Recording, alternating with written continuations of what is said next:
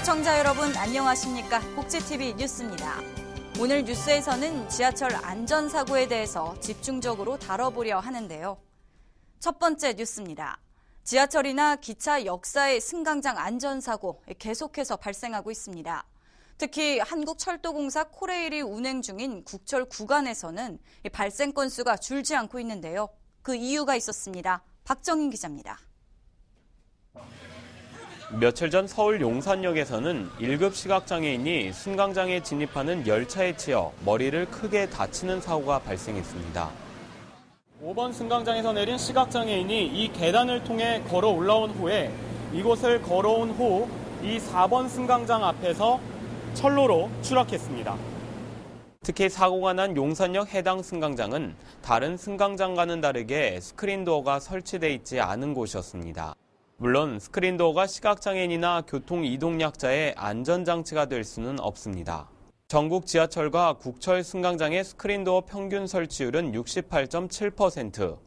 그러나 이 중 한국철도공사 코레일이 운영 중인 국철 12개 노선 228개 역사 중에는 30%인 69곳만 스크린도어가 설치돼 있습니다. 서울 메트로와 서울도시철도공사가 운영 중인 구간이 100% 스크린도어를 설치한 것과는 매우 대조적인 모습입니다. 실제 국토교통부 자료에 따르면 지난해 한국철도공사 코레일이 운행 중인 노선에서의 승강장 추락 사고와 투신 사고 건수가 수도권 도시철도 2호선에서 8호선의 경우 한 건의 사고도 발생하지 않았지만 코레일 운행 구간인 국철의 경우 35명의 사고가 발생했습니다.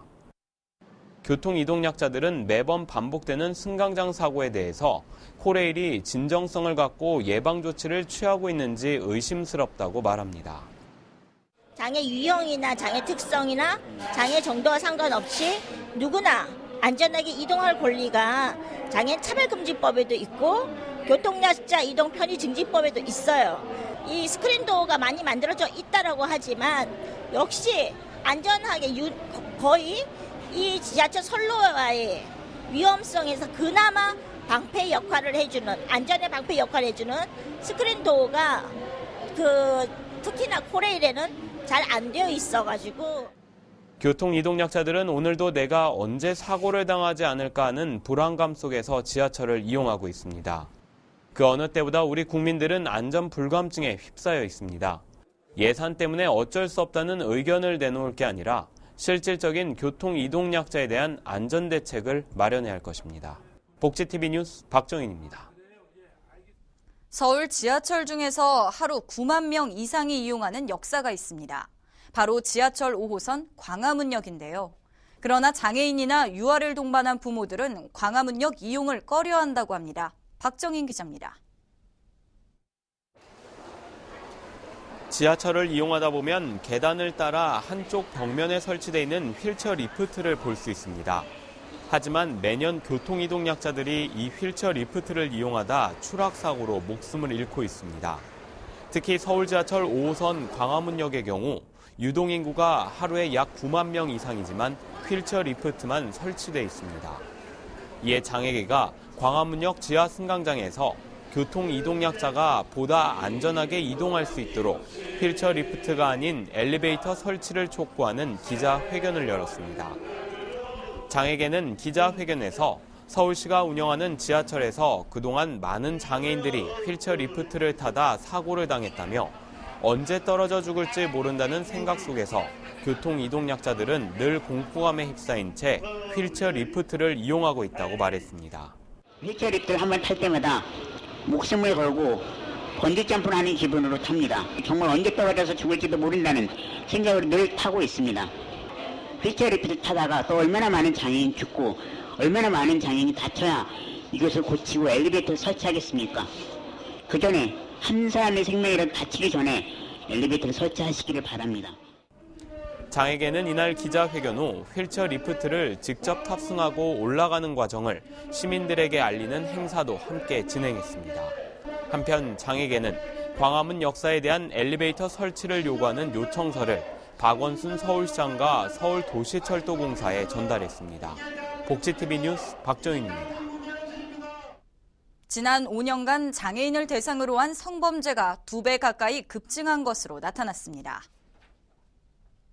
국회 안전행정위원회 소속 정용기 의원이 경찰청으로부터 제출받은 자료에 따르면 장애인 대상 성범죄 발생 건수는 2009년 293건이었으나 매년 증가해 2013년 852건으로 지난 5년 새 1.9배 이상 증가했습니다.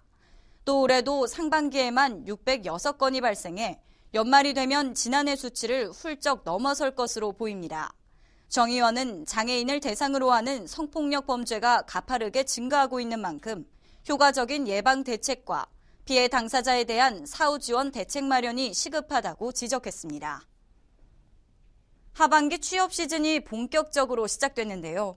취업 준비생들의 분주한 움직임 속에서도 장애인 취업은 여전히 어려운 것으로 나타났습니다. 한국장애인고용공단의 장애인 구인 구직 및 취업 동향에 따르면 올 2분기 장애인 취업자 수는 5,800여 명으로 작년 4분기 6,200여 명, 올 1분기 6천여 명에 이어 매분기 감소하고 있는 것으로 조사됐습니다. 기업의 장애인 구인 수도 작년 4분기 2만 80명에서 올해 2분기 1만 6,400여 명으로 점점 줄어들고 있는 것으로 집계됐으며 특히 올 2분기 구인 수는 작년 같은 기간에 비해 20%나 줄어들었습니다. 또 취업자 수 5,800여 명 가운데 절반이 넘는 3,400여 명의 임금은 100만 원에서 149만 원에 머물러 열악한 임금을 받고 있는 것으로 나타났습니다. 장애인의 예술활동 증진과 활성화를 위해 마련된 제9회 전국장애인 도예 공모전의 시상식이 열렸습니다. 한국재활재단이 주최하고 서대문 장애인 종합복지관이 주관한 공모전은 지난 8월 참가자 접수를 시작으로 서류 심사와 실물 작품 심사 등을 진행했습니다. 그 결과 대상은 꿈꾸는 마을을 표현한 17살 김나경 양에게 수상의 영예가 돌아갔으며 지도자상은 나경 양을 지도한 소요 공방의 조연희 씨가 수상했습니다. 한편 공모전 수상작 전시회는 오는 30일까지 서울시 중구문화원에서 이어집니다. 이스탄불인 경주가 70만 명의 관람객을 기록하고 대단원에 막을 내렸는데요. 한국과 터키, 양국 간의 화합과 소통의 장이 된 이번 행사를 되돌아봤습니다. 박성호 기자입니다. 친구의 나라 터키의 문화와 역사를 엿볼 수 있었던 이스탄불인 경주 행사가 지난 22일 70만 명의 관람객을 기록하고 대단원에 막을 내렸습니다. 경주 실내체육관 앞 특설 무대에서 열린 폐막식에는 2천여 명이 참가한 가운데 경북도리 국악단과 터키 민속공연단의 신명나는 공연이 펼쳐졌습니다.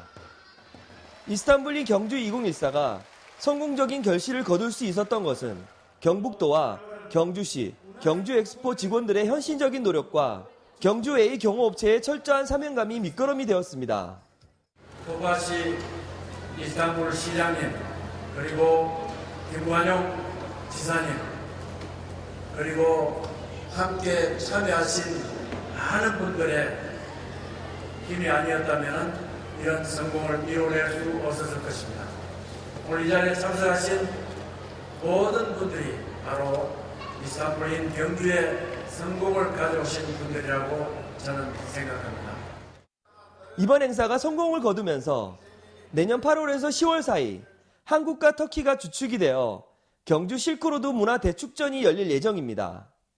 고대 실크로드의 서쪽 끝인 이스탄불이 실크로드의 동쪽 끝인 경주에 옴으로써 문화의 진수를 선보이며 인류 역사적인 가치와 한국, 터키 양국 간의 화합과 소통의 장이 되었습니다. 포항에서 복지TV 뉴스 박성호입니다. 원주를 넘어 강원도의 축제로 자리 잡은 원주 다이내믹 페스티벌이 올해도 열렸습니다. 남녀노소를 불문하고 모두가 춤을 추는 현장을 고선영 기자가 다녀왔습니다.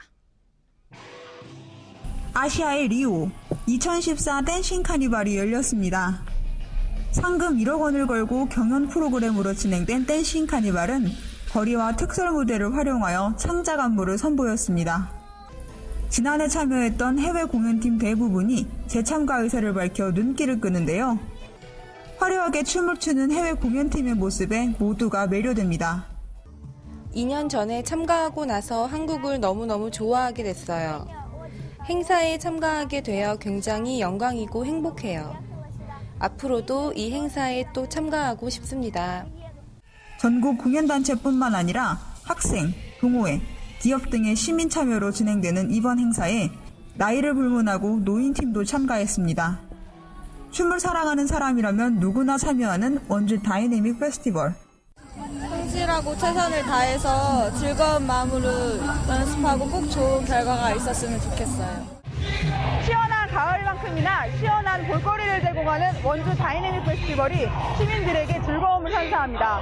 원주에서 복지TV 뉴스 후근영입니다.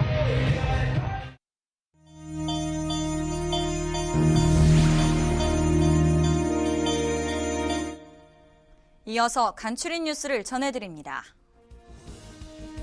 청주 청원경찰서가 청각과 시각장애 입감자들을 위한 수화 안내 동영상과 점자 책자를 제작했습니다. 동영상과 책자에는 입감 절차와 유치장 생활 등을 설명하는 내용이 담겨 있습니다. 보건복지부는 대한결핵협회의 크리스마스실 강매 논란을 낳은 관련 규정을 삭제한 결핵예방법 일부 개정 법률안을 입법 예고했습니다. 복지부는 다음 달 10일까지 의견 수렴을 거쳐 개정법을 공포하고 6개월이 지난 뒤부터 시행할 계획입니다. 중소기업청은 조달청과 함께 장애인 기업이 제품 판로를 넓힐 수 있도록 공공구매 실무 교육을 실시합니다. 교육은 25일과 26일 경북 김천 조달교육원에서 열리며 자세한 내용은 장애인 기업 종합지원센터 홈페이지 또는 전화로 문의하시면 됩니다. 한국지체장애인협회 회원들은 지난 23일 경북도청 앞에서 유사 단체에 대한 법인 허가 경북도 규탄 집회를 열었습니다. 이들은 경북도가 최근 한국지체장애인협회 산하협회인 경상북도 지체장애인협회와 동일한 명칭의 법인 설립을 허가한 것은 지역장애인의 갈등을 조장하는 것이라며 승인 철회를 촉구했습니다.